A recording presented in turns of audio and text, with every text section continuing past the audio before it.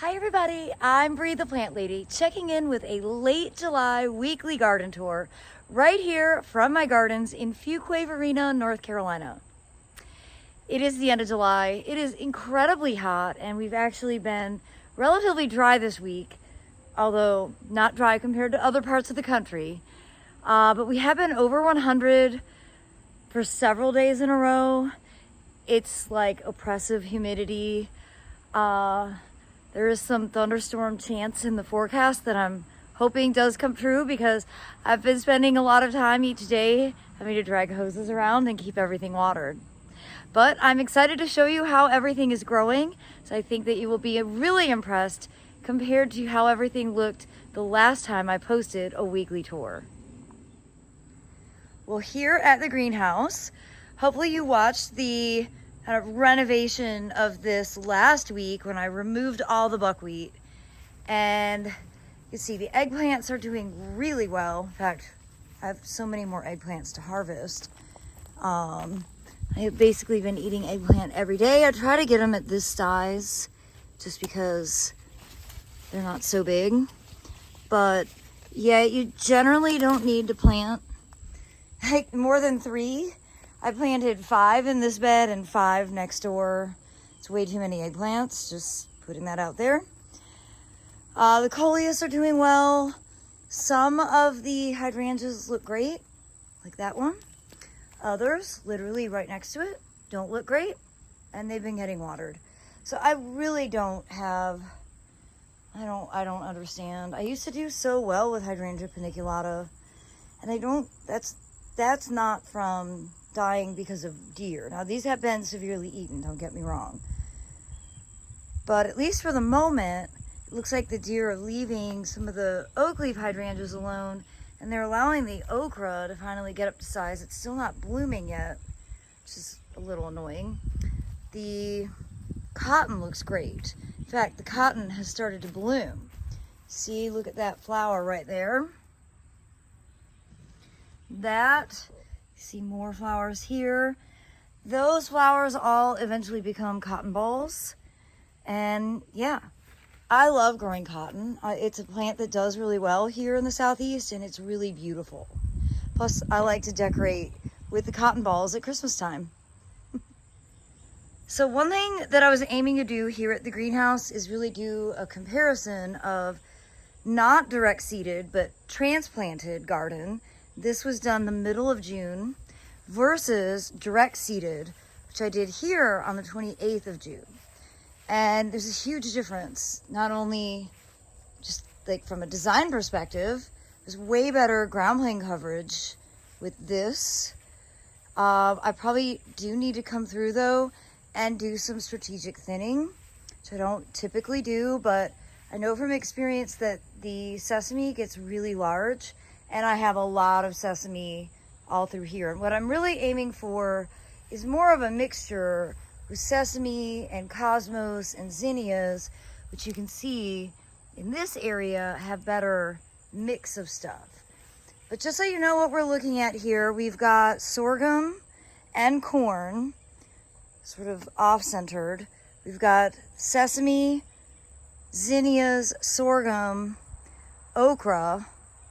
We have Seminole pumpkin, which is this awesome silvery leaf.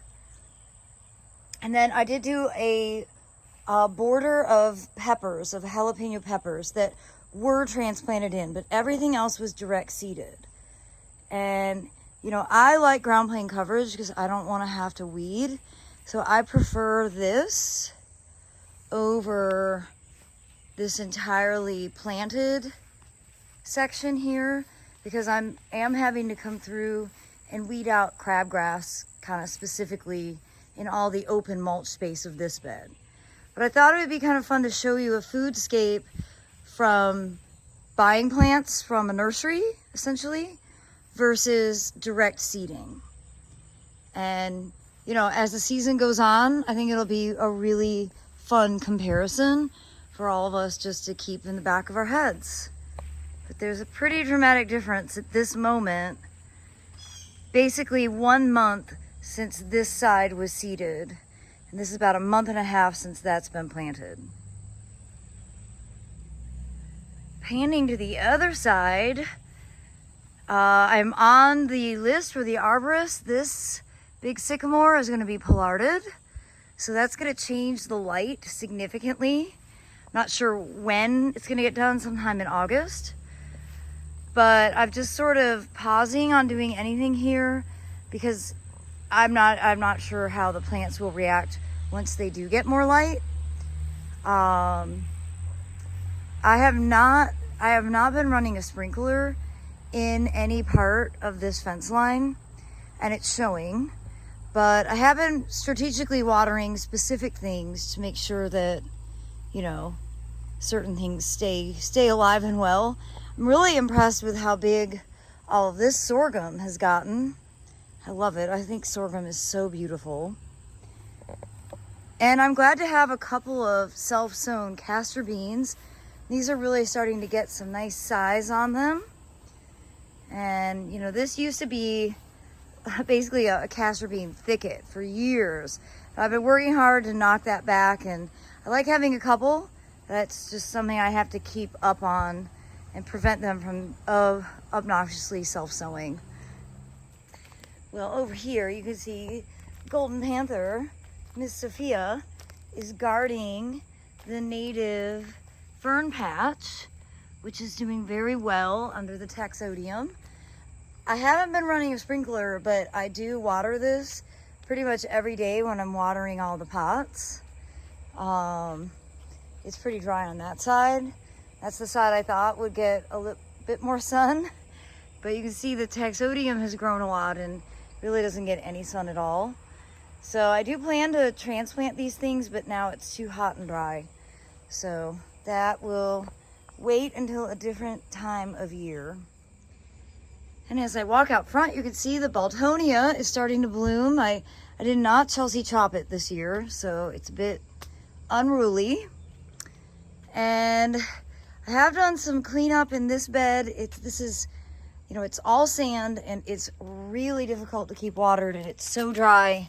You can see it's just like powder. But amazingly, echinaceas are looking good. Salvias are blooming. Solidagos are starting to flower. The silphium is still blooming. I'll be getting ready to cut these way back because I don't want any of that seed to ripen, because I can't keep up with the amount of offspring it will produce. And the phlox aster phlox bed, you see I did get this side planted with more bright eyes, so next year hopefully it'll look like that over here. It won't look boring and stupid. I don't know why it took me so long to do it, but I've been having to keep this watered and things have been wilting pretty severely. Well, out here in the native borders, things are looking a little parched. I need to pull out a real sprinkler, start running it, because yeah, there's a lot that's wilted. I've got an awkward patch of Monarda punctata, which self-sows. I have not found that to be a very reliable perennial, but a very vigorous reseeder. It's great for pollinators. It's just getting ready to start blooming. You can see here's some open flowers. I could have transplanted these, but I didn't. Now it's a bit too late, so I just have to deal with their awkward placement.